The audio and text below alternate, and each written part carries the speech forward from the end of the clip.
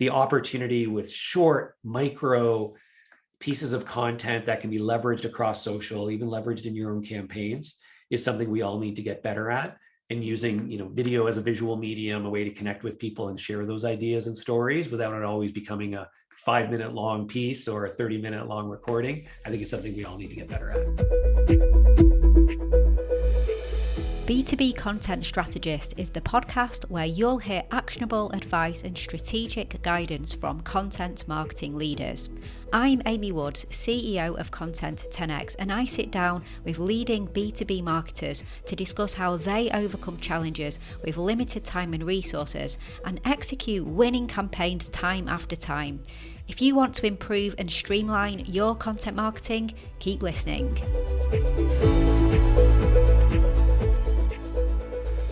Hello and welcome to another episode of the B2B Content Strategist podcast. I'm your host, Amy Woods, founder and CEO of specialist content repurposing agency Content 10X. And today I have the pleasure of speaking to Tyler Lessard.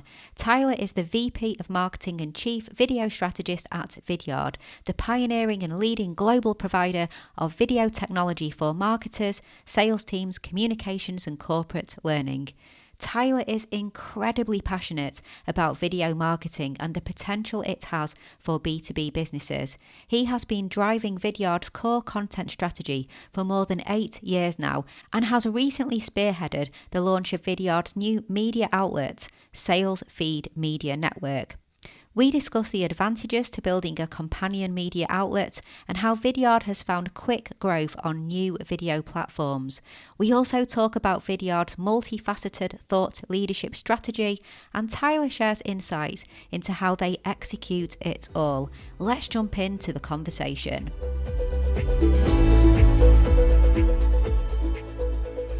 Tyler, welcome to B2B Content Strategist podcast. It's great to have you here.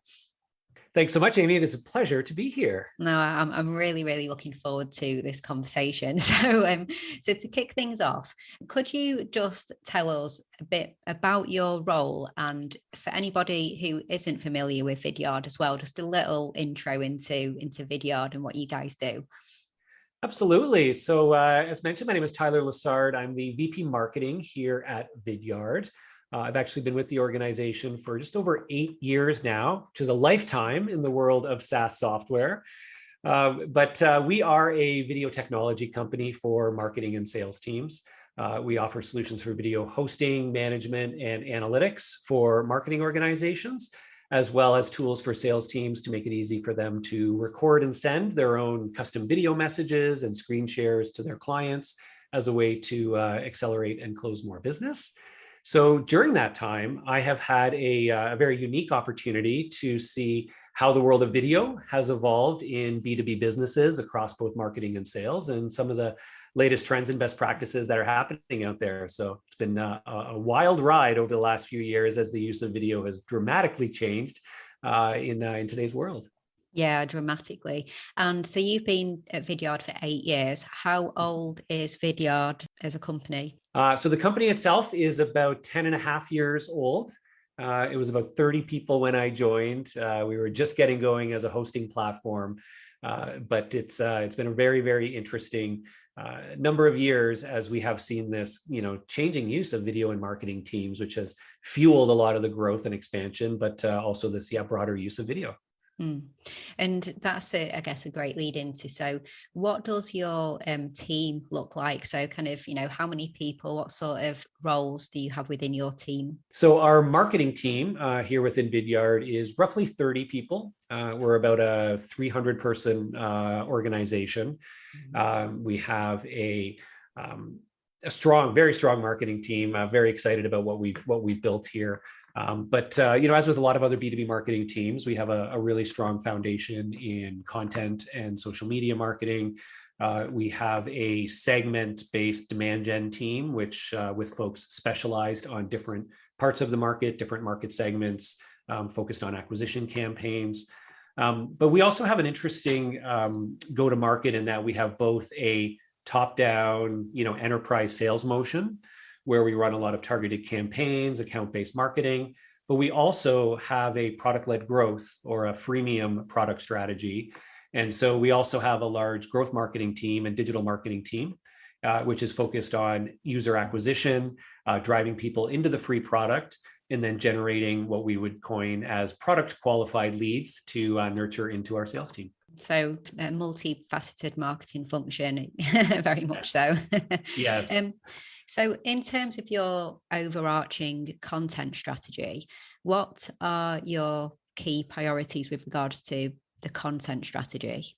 So a big part of our content strategy has been traditionally around thought leadership and frankly, category building.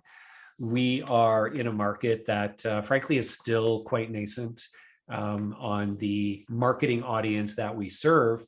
There is still a lot of unknowns for our community around not so much video technology, but around the role and use of video as a medium. And so we focus a lot on thought leadership content to help our community understand how are other businesses using video, what's working, what's not, how to be strategic with it, so that they can certainly come to us as an expert in that area. And of course, for us, the more successful they are with video as a medium, the more need that they'll have for the kinds of solutions we offer. And we found that similar type of strategy to work extremely well as we built up products for the sales community that we sell to. Again, focusing a lot on thought leadership, on community engagement, on helping people understand the opportunity with using video in a sales function, and then sharing lots and lots of best practices, tips, ideas, and doing that through both, traditional thought leadership content, episodic video series, podcasts, webinars, virtual events. We could go on, Amy, about all the different formats, and I'm sure we'll dive into those. But that's a big part of what we do as a content strategy. And with regard to the thought leadership play, are you focusing on elevating people within the organization as thought leaders as an individual, or is it more around a brand? Because that's a question, isn't it? Whether you shine the light on people as the thought leaders or the brand as the thought leader. It's such a great question and such a hot topic today for all the right reasons. We absolutely are doing both. And I think both are very, very important. So on the individual side, I myself act as one of our primary evangelists, advocates, thought leaders out in the market. And frankly, I consider a big part of my job to be staying on top of trends, ideas, staying close to the customer base, understanding these things and putting myself out there to educate the community, to build my own following around this. In fact, I also authored a book recently called The Visual Sale, which is a big part of that getting out there with my personal brand to help to build this community. We've also focused on building a diverse group of advocates and brand ambassadors and thought leaders within the company. We have about a dozen different people that participate actively in our content, whether that be our own content we're creating or things we're doing with third parties and partners, folks who will go out and just like this, be on podcasts, go out and do webinars through third-party channels, but we'll also be in our self-produced content, sharing ideas, tips, best practices as a part of what we're doing there. So I think that's really, really important today to build up that core team of external facing advocates, folks that people can get to know, but making sure it's more than just one person in your organization, both for the importance of diversity overall and different perspectives, but also for your own safety net, knowing that not everybody is going to be at your business forever. So as you do bring in new employees, making sure that you've got that ongoing roster of people that can be a big part of your front-facing brand. And then external to Vidyard, do you work with influencers or, brand advocates outside of Vidyard that you create content with for that purpose as well? Oh, we absolutely do. And that has been a huge part of our strategy from a thought leadership perspective.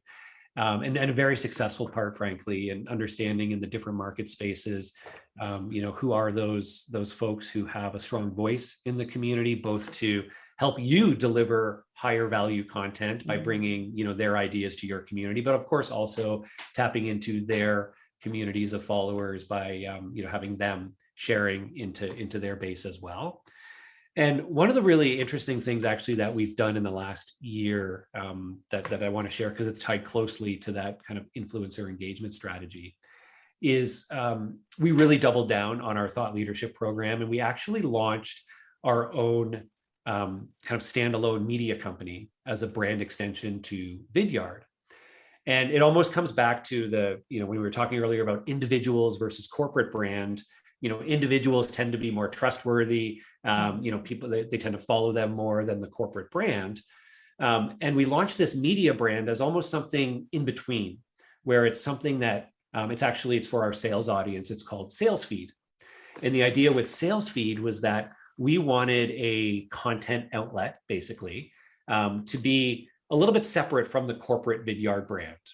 Something that gave us the ability to try out and do new formats of content that were a little bit more fringe and niche and almost experimental, but also to give us an opportunity to partner with more people in the community who may not be as open to partnering with a pure vendor and saying, oh, well, Vidyard, of course, you want to talk about video and this. And we've intentionally set up Sales Feed as this media brand where we don't really talk about video for sales. We talk about everything else as part of Sales Feed. And we get really close to the sales audience and understand what are they most interested in learning about or laughing about.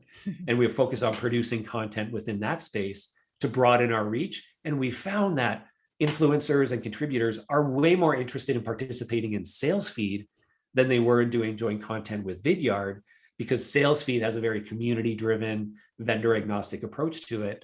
And that's been really successful for us. So an interesting learning there, and something, frankly, we're still learning from after being about 8 months into that. I'm really keen to know, you said that it's given you this opportunity to experiment with different formats and different media types because you are running it as something differently.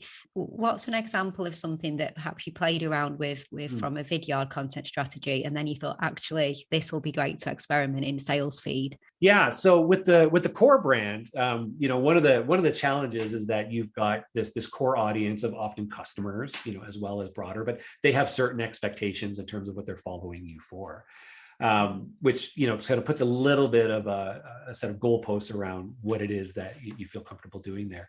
With Sales Feed as the example, when we spoke to people within the sales community, our target audience, we did a lot of research to understand what are they actually engaging with today? What are they most interested in? Where there's some gaps?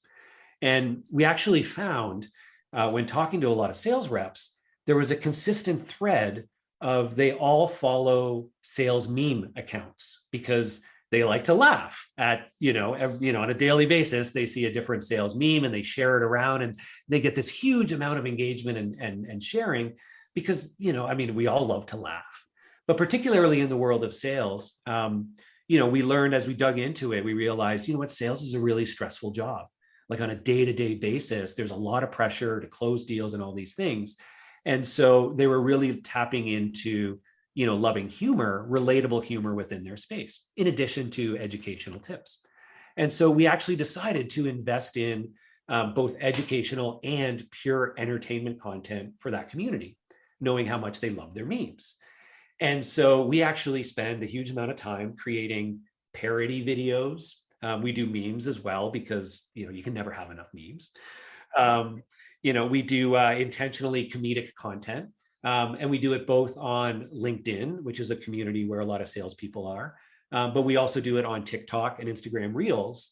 And we very quickly on our TikTok channel went from 0 to we're just about to crest over 40,000 followers in less than 6 months. Wow. And that's a big part of, because we're doing actually a mix there of like quick hit, funny, but also blended with some educational pieces. And those humor ones, they're tough to do as a core brand, because if you get it wrong, it can go really wrong. And if your core audience is engaging there, again, that's going to be what they're expecting. But by carving out this sort of separate niche and going, hey, this gives us the ability to have some fun. Sometimes I put on for you all won't be seeing this, but I'm showing Amy, I've got a fake mustache here. Brilliant. And I'll put on for some of my videos to play a different character. So it's been really fascinating to see that play out. Yeah, I absolutely love that. And, the parody content and memes, that's something that we love at Content 10X as well. We create at least one meme a week about content repurposing and would do more parody content, but we have done some. But I completely get that it just gives you, I guess, more of that creative outlet, and you've really seen what works as well. And it's good to be putting it under that different brand. And you mentioned podcasts as well, didn't you? So you've got all the kind of creative, the memes and the parody content. You're doing well on TikTok, obviously video content. But you have, is it almost a podcast network that you're forming under the Sales Feed Media Network as it is? Yeah, we are, and we're doing, as part of Sales Feed, we're doing all forms of content. It is a bit of a video first platform, because that's where we see, frankly, the biggest opportunity, where folks really aren't, producing a lot of great video today in that community. But it is a mix of short and longer form video. We have 3 different podcasts that we're running as part of that. 2 of them we run internally, and one of them we work with a partner of ours who is phenomenal. And we're basically, acting like a media company. We are underwriting the production of that for, a season at a time, and seeing how that goes. So we've got the podcast side of things. We do also do written content, both online as well as through our social channels and LinkedIn channels. So it's been, fun to experiment with lots of different formats, but, we're finding that's really working. People are, cross-engaging, and, some folks prefer one, some the other. It not only gives, variety in terms of what you can engage people with, but I also think about it as maximizing our surface area in the market, right? People that are coming in from the podcast and then converting to our newsletter. From the newsletter, they're discovering our YouTube channel, our video content, and our other things. So we've got this really nice hub of a newsletter, and all these spokes of different channels where different forms of content are bringing people in. Yeah, it's really interesting as well to engage with your audience and find out that route that they took, because everyone can be really different, can't they? From, you might have in your mind this funnel of the way people will find you and the way they'll move through your content, but actually it's very, very varied, isn't it? Just a super quick break from this conversation to let you know that if you're a B2B technology or professional services company and you want help with streamlining your content operations, outsourcing your content repurposing is the #1 way to produce more high quality content and boost your ROI without putting any more pressure on your team. In fact, it could save your team up to 30 hours per week. We offer content repurposing services for video and audio content. Whether you have a show or you're launching a brand new one, maybe you have an archive of awesome content, be it webinars or a virtual event, or you want help creating thought leadership content that we can repurpose, we've got you covered. Head to content10x.com to see how we can help you and start increasing your efficiency and the value you get from your content. Now back to the conversation. There's so much that you guys are doing. It's really interesting and inspiring to hear of all the different content that you're creating and how the team works on that and the different functions. What have you done to streamline or kind of optimize the day-to-day recurring processes that need to be followed in order to run such a content operation like that? Yeah, it's a great question. And, it's actually hard to answer because so much of it has just been continuous iteration over the years. This stuff doesn't just happen overnight, as much as we like to think, oh, it's just one platform and you drop it in and it manages everything and it works great. You do have to learn over time. You have to iterate and optimize.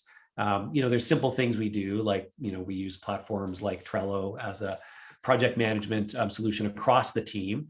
And that's integrated both for our content as well as our demand and social and other programs, so that everybody has, continuous and centralized visibility into different campaigns, different pieces of content, and so on. So that's been a terrific tool for us because we have lots of different people participating in the content as well, right? It's not just one writer. It's a few different writers, it's video producers, it's social media managers, and designers. So having a great set of centralized project management tools are really, really important. I think having, for us, honestly, a really big piece has been having these different capabilities, having core competency in-house, but then of course also having partners that can act as an extension.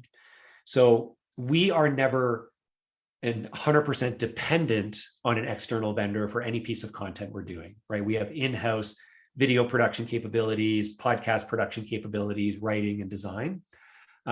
So that helps with making sure there is a continuous flow and something we can manage and have our own ownership over.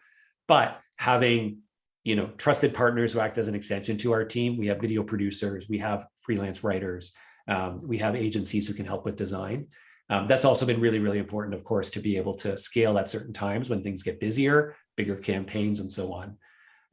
Lots of other things under the covers, but those are two things that I've learned have been really, really important to ensuring we can maintain consistency and quality in the content that we're doing, while also producing a wide variety of different formats and for different platforms.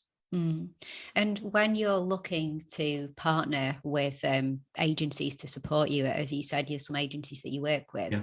What's a key thing that you are looking for in forming that partnership from the outsourcing of certain marketing functions? I think it's really, really important to understand both kind of how your own team works and operates, and finding folks that you feel really comfortable and strong that they can work with you in that way. And what I mean by that is, as an example, here at Vidyard, we're a relatively small, very nimble, very fast-moving team. And we, will often prioritize, speed and experimentation and things like that, and content quality over things like production value and things like that. And so I've had, negative experiences in working with agencies who, and it was my fault because I didn't really prep them ahead of time, who had different expectations of how things would work, right? We'd say, okay, we're like launching this campaign in 2 weeks and we need to get this video done like in 3 days. And they're like, whoa, it takes us 3 days just to find a team who's going to work with you. And I'm like, okay, this isn't going to work. And so, finding an agency where it's people that are like, they're on that same wavelength, and you're very clear up front, like, this is how we operate. If I come to you on a Wednesday and say, oh my goodness, we need this for Friday, are you in a motion where you can do that? And if they're like, absolutely, do that all the time. If needed, I myself, I'm the head of the agency, I'll hop in, I'll edit something and pop it out. So I think that's really important, is to understand your rhythm, your culture of content creation, and finding a partner that you feel can match that and work with you well. And then, of course, as always, is finding somebody who you honestly, believe and work with in a way that they're not just doers for you, but they're bringing value back to the equation. They are bringing ideas to you. They're bringing recommendations, and doing so proactively in different cases, right? That's also my favorite partners are the ones that will honestly sometimes push back and go, oh, you know what, I get what you're trying to do here, but what if we did it this way? Or I think I could do this instead. I love that in an agency, and those who are ready to bring ideas to the table. Yeah, and that completely makes sense, because what you do when hiring an agency is you are hiring expertise, aren't you? And you're bringing other people in who are filling a gap for that area of expertise in your business. So to never get challenged and to never, suggest a different way or come up with an alternative approach would kind of goes against that you are hiring expertise. And if you're not the experts, then it's not a yes person or yes company, is it, that you're hiring? So that completely makes sense. For a lot of the people that I speak to heading up marketing functions in similar type organizations, a key area that they often outsource is SEO, like the SEO and the blog writing. Is that something that you outsource, and how important is SEO in your content play? Yeah, I mean, SEO is extremely important in our world, and it's something we have focused on diligently, and we do have a mixed mode there. So we do have internal expertise and folks that are responsible for our SEO work, in addition to some other kind of core fundamental digital and content programs. But we do have an agency partner that we work with from an SEO and SEM perspective. So they are in continuous mode of providing recommendations and optimizations around our core SEO strategy, and also partner with us on search engine marketing, with, again, providing us expertise in terms of different keywords and phrases we should be focusing on, and then helping us actually execute different campaigns. So that's a really important one. And, that's an area where having real experts in the market who are like literally day to day staying on top of it can have a huge benefit. So that's been a really great one. And then we do also have partners that we work with for copywriting, for longer form content, as well as to help with some of the core SEO work. Though, again, we do have an internal team that helps with the SEO writing as well. That makes sense. So let's talk about things to avoid. So we've talked about all the wonderful things you've done. Do you have any cautionary tales or stories of perhaps a campaign you embarked upon that didn't quite go as planned? Yeah, you know what? I do. There's more than one. And what I have found, there's a thread across some of those that have not performed to their potential, that I've realized in hindsight. And that is when planning out a campaign or a piece of content, is the failure has happened when it's been kind of like a one and done kind of a program, right? So you put a lot, you're really like, this is a really important message or piece of content or launch, and you put all this energy into it, and it's like one email campaign to your base promoting it, and then you're done.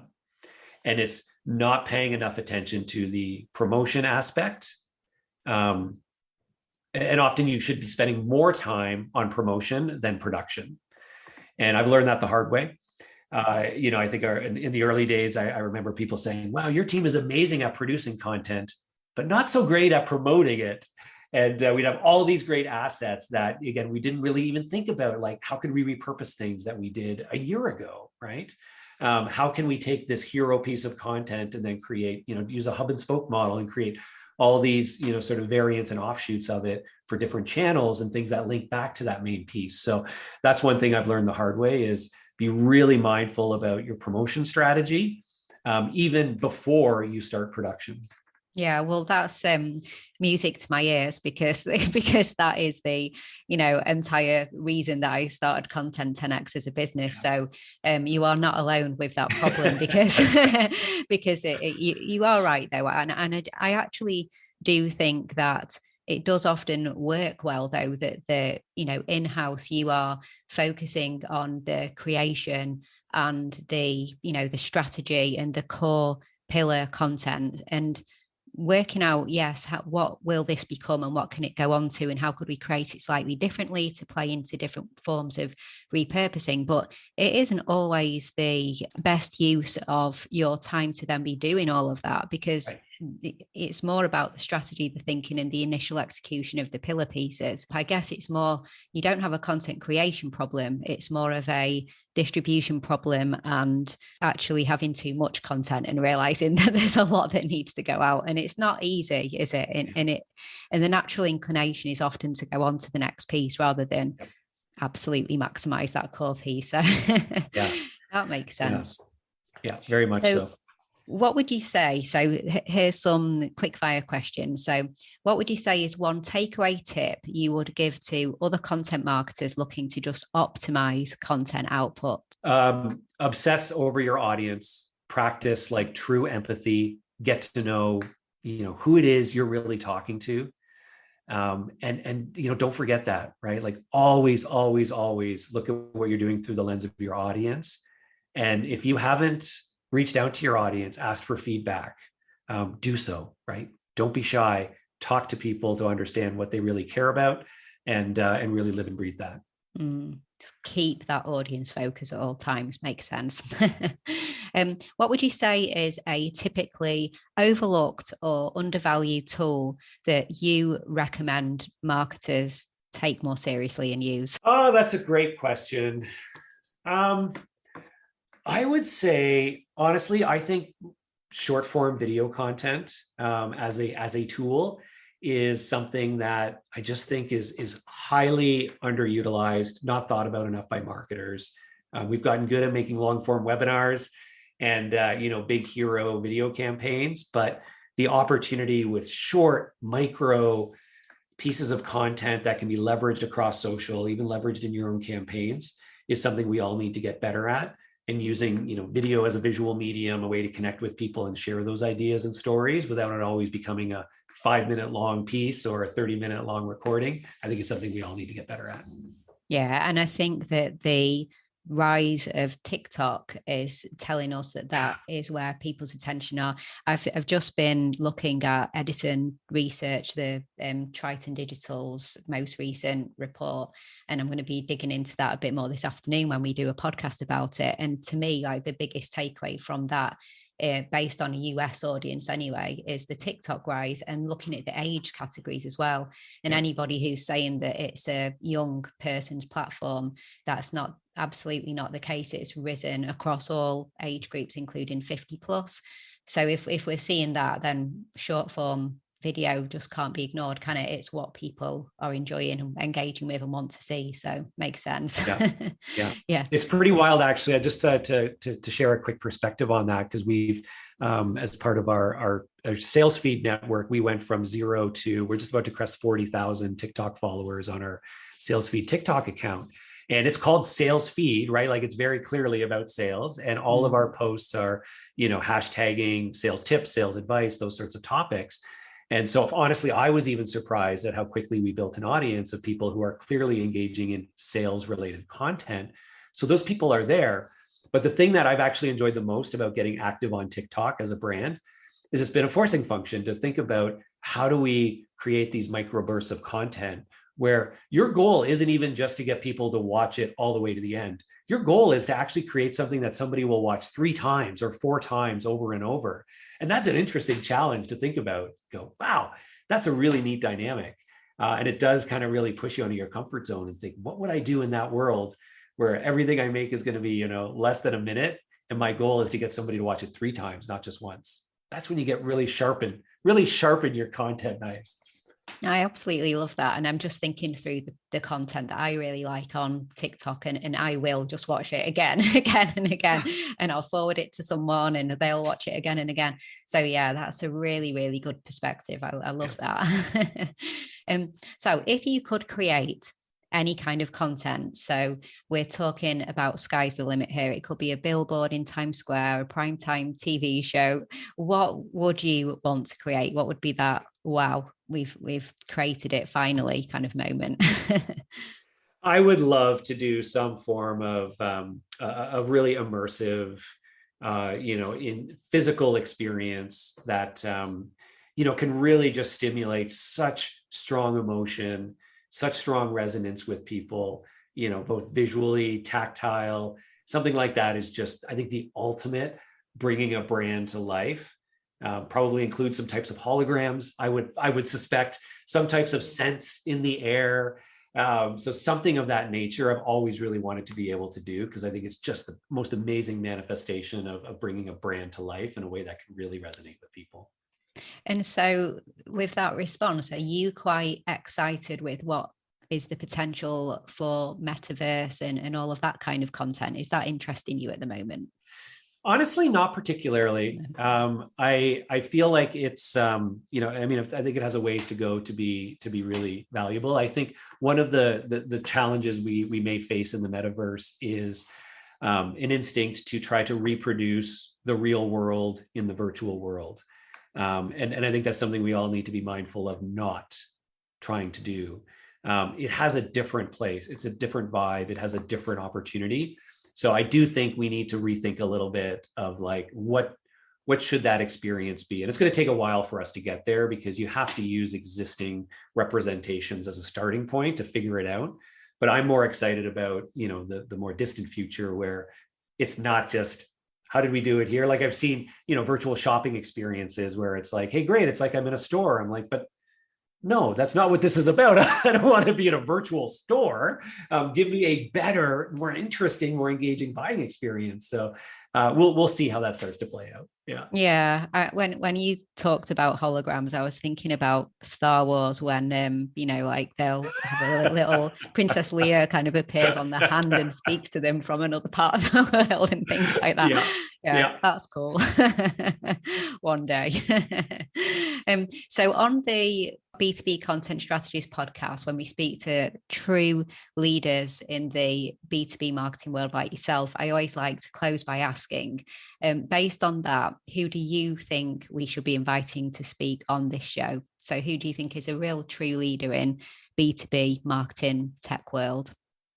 Ooh, Um, somebody that I am just a huge personal fan of, and I've been doing some work with lately because I love the work that he does, is a gentleman named Andrew Davis or Drew Davis. And Drew he's a keynote speaker, he's a thought leader, a wonderful expert, but he comes from a background in media production. He was a producer for the Muppets, and he's written a couple of books, but he just brings such a fresh perspective on the role of content to engage and to earn trust, almost from a B2C world, but he brings it into the B2B world in such a wonderful way. And he's such a great storyteller. So if you can get Drew Davis on the show, I think your audience would absolutely adore him. I've spoken to Drew before, and he's a good friend of our friends at Convince and Convert and Jay Bear, and so that is a fantastic idea. Thank you. Yeah. I think that would be a good conversation. So thanks, Tyler. Great spot there. Well, thank you so much for coming on the show. It's been such a great conversation. So interesting to hear what you guys are doing and focusing on, and all the fun content that you're creating over at Vidyard.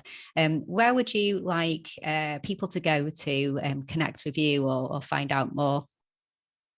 Yeah, for myself, just connect with me on LinkedIn, Tyler Lessard at Vidyard. You'll find me there.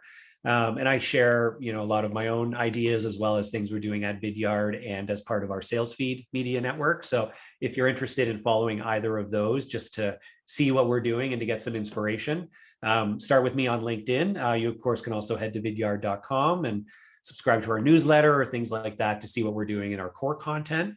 And if you want to see what we're doing with our sales feed media network as inspiration for your own programs, you can go to salesfeedmedia.com. That's kind of the home site for it. From there, you can find links to our different channels, subscribe to our newsletter. And again, would love for you to passively follow along, see what we're doing, and maybe you'll find some inspiration for your own programs as well. Well, that's awesome. Thank you. And I will link to everything that you just mentioned in our show notes. So there can be some quick and easy links over there. So yeah, thank you so much. It's been an awesome conversation. Wonderful. Well, thank you, Amy. I appreciate being on. Thanks for listening to this episode of B2B Content Strategist. Do let me know what you thought of our conversation by getting in touch with me on social media. You'll find Content 10X on all the social platforms, or search for Amy Woods, CEO of Content 10X on LinkedIn. To find out more about streamlining your content marketing processes, and specifically about content repurposing, check out our website content10x.com. where you'll find information and resources that will help you achieve more with your content more efficiently. And if you're looking for a partner to outsource your content repurposing and distribution to, get in touch, as we offer a world-class, fully end-to-end, done-for-you content repurposing service. Thanks again for listening to this episode, and I'll catch you in the next one.